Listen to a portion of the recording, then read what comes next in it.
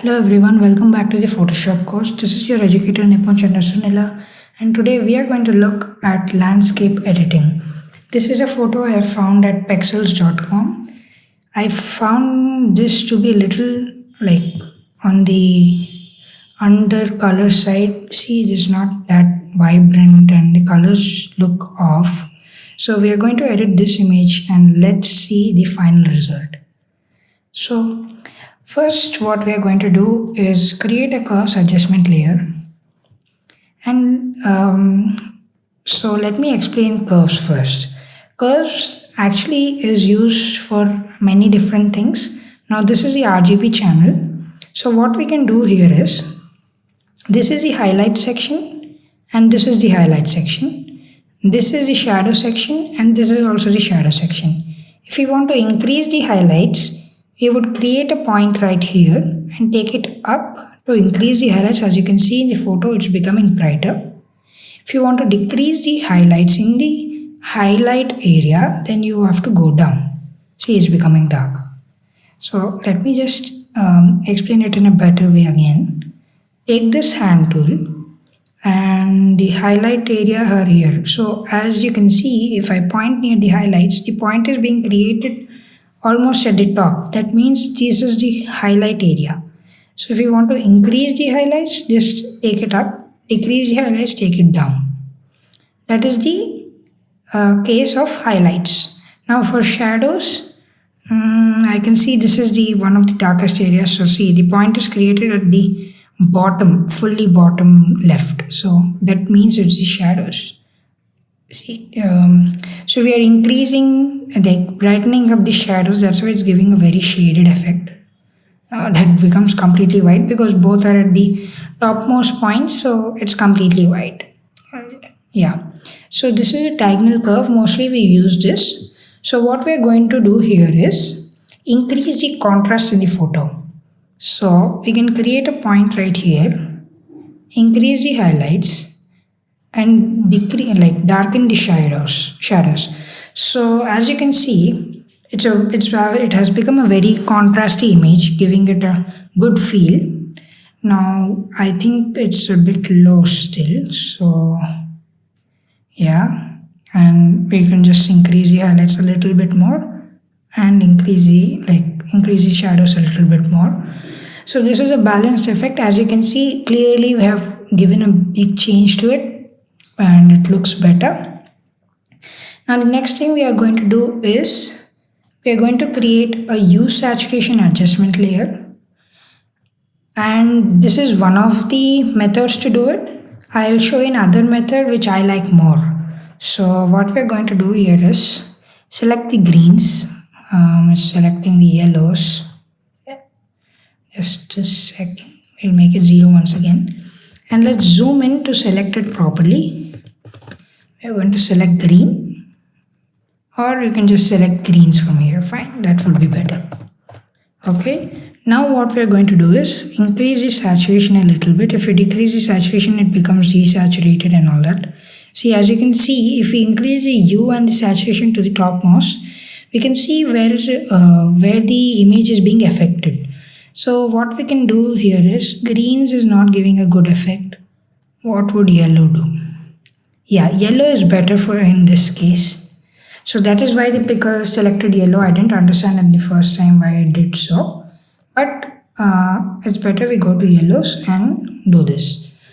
We can later mask it out in the sky area, okay? Now let's put both at 0. Increase the saturation a little bit. Make it a little to the right to make it a little more green, so that it is actually green, not yellow. Fine, looks great. See, it's a very big change in a very small time. Now the next step what we can do is create a we call it a merged layer, but it's like it merges all the below layers to one layer. Okay, so just press Command Option Shift E or Control Alt Shift T on a Windows PC.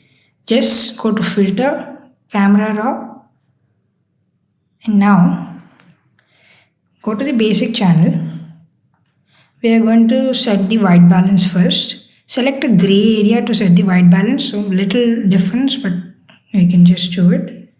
And here in the histogram, if you know photography, you would be better, like you would understand it better. I cannot explain it right now. And we can increase the vibrance. Don't increase the saturation, increase the vibrance. The vibrance gives a balanced effect, whereas the saturation gives it an odd effect. So don't increase the saturation in the camera raw filter whenever it's not required. Now, as you can see, the effect has become very nice. Now, what you can do now is create a color lookup table. This is for lazy color grading. Now, I cannot sit and do color grading for this lesson. So, what we're going to do is we'll scroll to all the options here and we'll select the best one. 2-strip look, not great. 3-strip looks good. Okay, we'll put that to options and just turn this off. Bleach bypass, no. Candlelight, no. Crisp warm, okay, but doesn't look great. Crisp winter, this looks nice. So now we have to choose between one of these or one of these.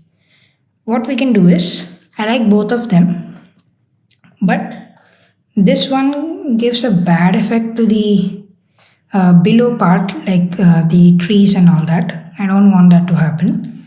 And this part gives a bad effect to the above one. So what we are going to do is select this one and press Ctrl or Command I to invert, and then select the brush tool, increase the size of the brush, select a normal brush like the soft round brush here. Okay, now select white as the foreground color, increase the flow to about 70 or 70 would be fine, and then just paint over this. Okay, as you can see, the effect has come. It's not that a big effect, but it does make a difference. Here what we are going to do is, we are again pressing Ctrl or Command I to invert the mask and make it completely black. And now select white as a foreground color and paint over the trees here, not the highlights or the sky area, not that, because it doesn't look great on that. As you can see, the effect is quite good. I like it. You can stop here, or you can do another global adjustment, which we will again do it in the camera raw filter. So just press Command Option Shift E or Control Alt Shift E, and then go to Filter, Camera Raw, and the dialog box would open. Just enlarge this. Now we are going to do some editing in this. Let's play with the exposure first. Very minor adjustment. Contrast. Okay. I can decrease the shadows. Don't manipulate these whites and blacks a lot because they give a huge effect, so please be careful with it. Okay. And texture, just increase it a little bit or else it will add too much noise. And vibrance, I would like to decrease it a little bit because it has become too much and it's looking unnatural. Okay, minus 25, 26 would be fine. This is another curves inbuilt in the camera raw filter. I'll just do the same thing what we did in the previous curves adjustment layer. Just increase the contrast by increasing the highlights and decreasing the shadows so that we create that contrast effect. Let me check if there's any noise. There's not much of noise, so we can just skip this detail one. Color mixer, nothing to do there. Let's try the color grading one. I'll just explain it to you in short. So what we can do is, we can just rotate around the color wheel, choose a proper color, and this is the mid-tones. So I like green. Put it a little less, or just decrease it here, decrease the effect, because it's becoming too much here, because this green things are not like too much green won't look good. So can add a little bit of red to the shadows, decrease the effect, and a little bit of this, but no need of this. Decrease this a little bit. And blending, we can increase the blending and balance to create a balance effect. But before we do all that, we can just decrease the vibrance even more because it doesn't look great. Or let me check if this looks good with color grading or not. Fine, it looks okay. It gives it an kind of a high dynamic range effect, which looks good. I like high dynamic range. And we can just add some vignetting here. Skip this. And if we go to the right side of the vignetting, it creates a white vignette. If you go to the left, and then it creates a black vignette. For this case, black would be better, so just move it to the left to create a black vignette. Okay, I think we have done this. See, this is the before, this is the after. And both the effects are quite good.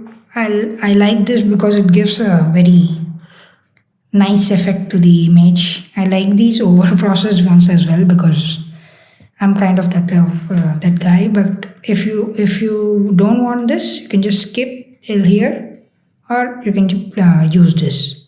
Fine. Now let's check the before and after. This is the before, this is the after. Huge one. I think this is too much of an effect, so the camera raw adjustment which you have just done, just name it here, camera raw, and we'll just decrease the opacity of it and decrease the fill as well. The fill decreases the projection of it. The opacity has become too less. Okay, now it looks good, but it's only like the vignette, so let's increase the fill a little bit more. Yeah, better, much better. And we'll put the opacity and fill at the same position, 70 and 70, looks good. And I guess that's all for today. Hope you enjoyed this lesson. Please practice this picture and edit this picture. You will like it a lot. I'm just going to paste the drive link in the description box. Just check it out, download, and then do the editing. Thank you. Bye bye.